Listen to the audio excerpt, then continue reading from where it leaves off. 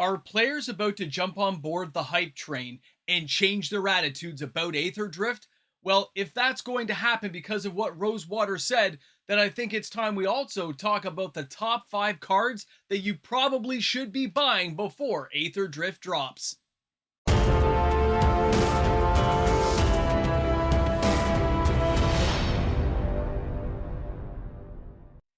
By the time you're watching this video, you probably heard about the teasers coming out from Rosewater about the upcoming set Aetherdrift. We are going to take a look at that, but really we've got to take a look at the top 5 cards. These are 5 cards I think you should be buying before we get around to Aetherdrift, and I'll explain that as we go through the video. There's some pretty interesting stuff. So welcome back, everyone.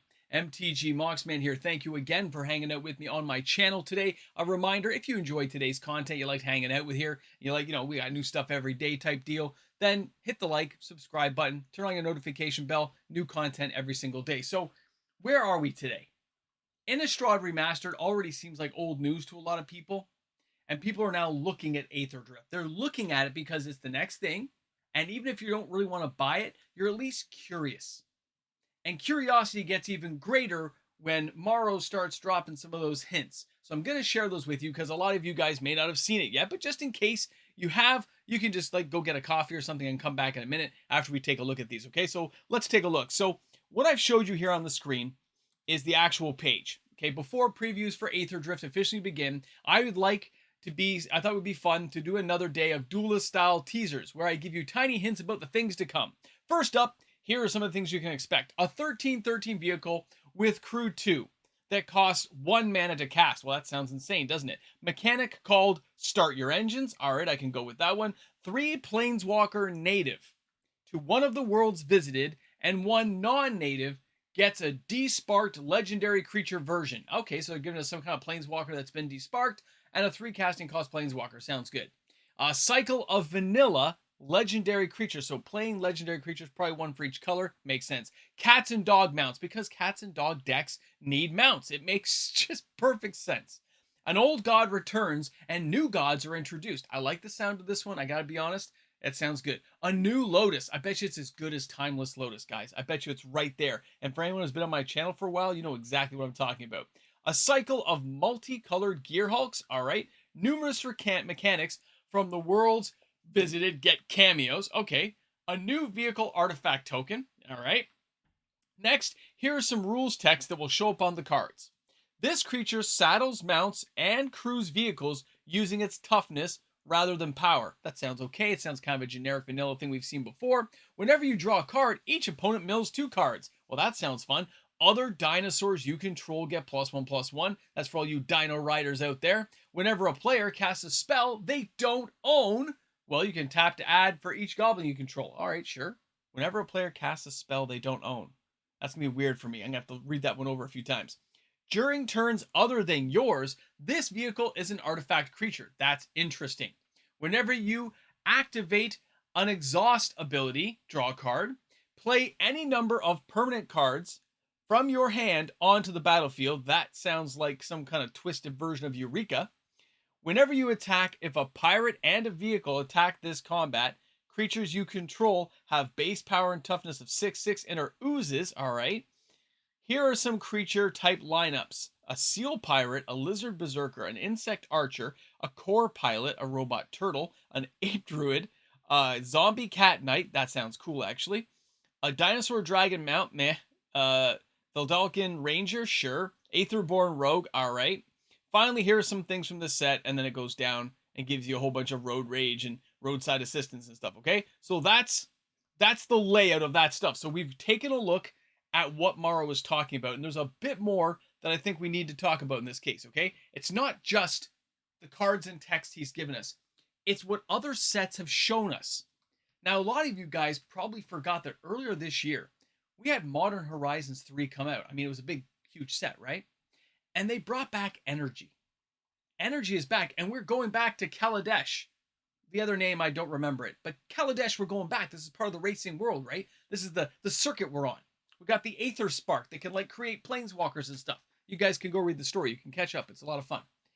But the point is, when they showed us Modern Horizons 3, now me taking a serious, stone's throw here, that gives you an indicator of upcoming sets. Whenever they start introducing things you didn't really expect to see there, that's usually an indicator that there's going to be other things coming down the line. Now, I could be wrong. You could totally ignore this video. And even if you didn't, none of these cards are expensive, which makes it a good time because we've seen many of these cards spike in the past. That's why it's important to pay attention to cards like this because they may seem like nothing, but they might get you somewhere. So let's take a look at these top 5 cards and one honorable mention. Let me start you out, guys, with our first card, okay? Take a look at this.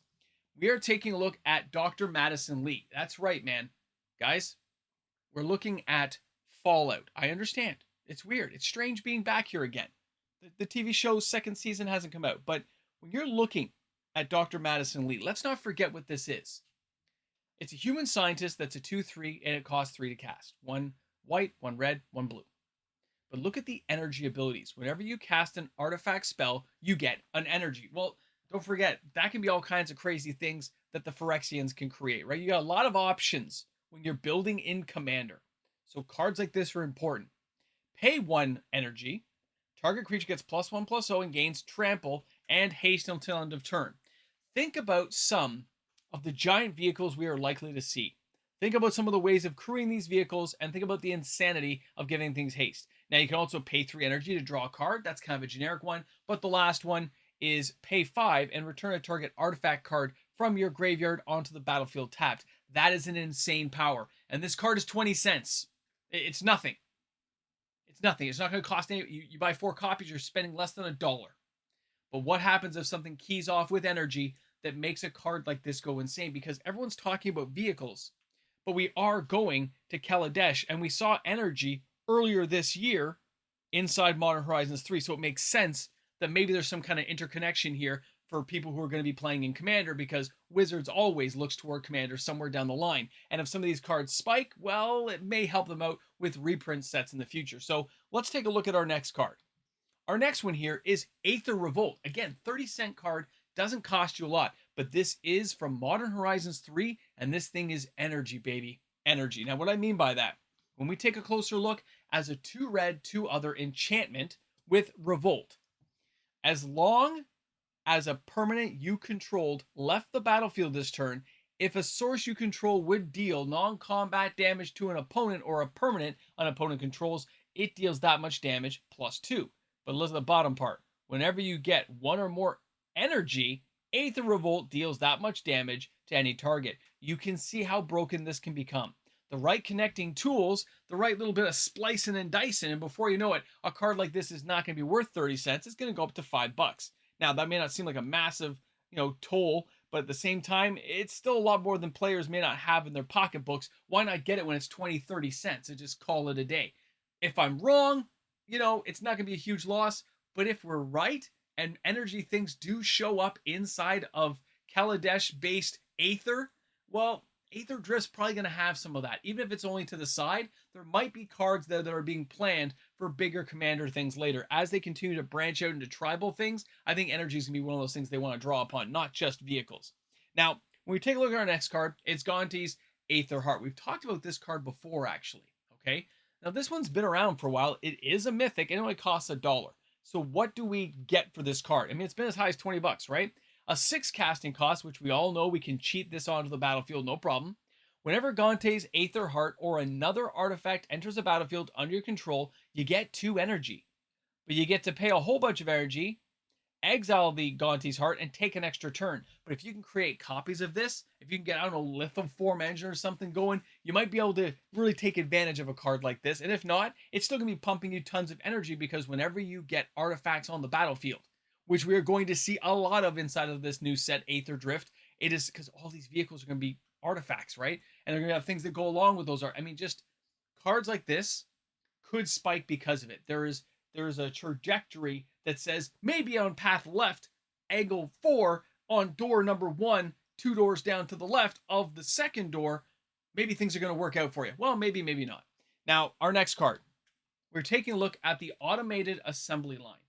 Guys, 25-cent card. Again, nothing big. Universes Beyond, Fallout. Now, the reason I'm sharing this card with you today, for 1 white and 1 other, this artifact says, whenever 1 or more artifact creatures you control deal combat damage, right, to a player, you get an energy. You can pay 3 energy and you can create colorless robot artifact creatures. Now, more and more, it's about getting the energy built up to do bigger and bigger things. Yeah, the little side thing to protect itself and protect you, a little 3/3 creature, sure. But I think most players are thinking bigger than this. They're thinking major token armies where they get tons of energy built up and you get all kinds of crazy stuff going. It's something to keep in mind when we're seeing how they're building with all these cards. Now, for the next one, we're going to share the Is It Generatorium, or whatever. This card, 16 cents. But again, things that generate energy might be important for your vehicles. Now, this thing again, 1 blue, 1 red. It's from Modern Horizons 3, right? And it says, if you would get 1 or more energy, you get that energy plus 1. You see where things are going? Draw a card. Activate only if you've paid or lost 4 or more energy this turn. So you can also draw cards if you expend a lot of energy, allowing you to get card advantage. And you see, guys, when we're looking at things like this, I think it's important to note, and by the way, here's the honorable mention that I'm going to share with you guys. When we take a look at the next one, this is the Aetherworks Marvel, okay? Kaladesh Mythic, this kind of card here, when you look at it again, permanents, right, that you control get put into a graveyard, you get an energy, so it can build things up. You can pay that energy to look at the top 6 cards of your library. You may cast a card from among them without paying its mana cost. You see how broken that can become? Yeah, I know. It's not here now. We're not thinking about it, but at the same time, these are cards you shouldn't be ignoring when they're really cheap and inexpensive, because with Aetherdrift not really fitting into the theme that most players would appreciate. And yes, there are going to be some who like the whole Hot Wheels theme. But on the other hand, there are ways to make sets like this more enticing. And that's by adding all kinds of juicy goodness that appeals to a broad range of players that's built in. Adding words like Lotus, dinosaurs, pirate seal wannabes. Name the creature type, name the thing. And we've seen some crazy stuff that they just mentioned in Maro's little teaser thing. But you can also look at the sets we've had this year, like Modern Horizons 3. Those sets are going to leak out little bits and say, we didn't just do this randomly. We put these things together. So when these new sets come along, they will appeal to players, which means there is going to be some cards that are going to be getting a little bit of a boost in value if anything connects with them. Which is why I showed you these 5 cards, because they're cards I don't think you should miss out on at this time. At this price point, you could basically spend $5 and get one of each and have some change left over. Either way, I want to thank you guys for hanging out with me today on the video. I hope you had a good time while you were here. I hope you got some popcorn, you had your coffee, you came back, you chilled out. Either way, I appreciate it. Guys, have a great day today. Drop some comments in the comments section if you think I missed some amazing energy producing cards or vehicles or other crazy things you think should have been on this list. Guys, thanks again. Have a great one, and we'll see you tomorrow. And of course, a big shout out and thank you to my fantastic patrons here on the channel. Because of those patrons and the support they show each and every month, daily uploaded content is made possible for everyone here on YouTube. So thanks again for making that possible. Whether you're a patron or a YouTube membership member, you're the ones who are backing this channel and the content created. So thanks again, guys. I will be back tomorrow with another video. If it's anything like a timeless Lotus, I will have a meltdown. Welcome back to the Ramble Jamble. I know you're looking at me right now. You're laughing about that timeless Lotus bit. I know you are. You guys know how much I hate it. It's not a Lotus. It taps for all the colors. No. A Lotus is 3 of any one color. Call it a day. Work it out. They should do a 0 casting cost one that taps for 3 mana. And maybe you lose 3 life. You get 3 poison counters. And your opponent gets to draw 3 cards. Let's do something crazy, man. Let's make Lotuses great again. Let's make these things pop when we see them. Let's make people want to crack boxes. Don't think they can't do it. They can do crazy things. That's why we're here at the Backstage Pass, to listen to the ramble go on of the things that we wish they did, but they didn't do. But they could do if they wanted to. Did that rhyme? I'm not sure. I gotta play that back later. That was very weird. But that's okay. Guys, I got a little bit of coffee left. I was pretty stoked about doing this video. I like the idea of energy. I like Dr. Madison. I like the idea of what they could do, because when you see sets like Modern Horizons 3, that's very connective to me. It seems like, okay, they did this set this year. Now you want to carry that kind of theme on and carry it and grow it as a tribal theme. You need more cards that do energy. Of course, we're going back to Kaladesh. It makes sense, right? And on the same hand, if they want people to buy into this set, They just got to give it a little bit of juicy goodness. And players will buy boxes because the boxes are cheaper.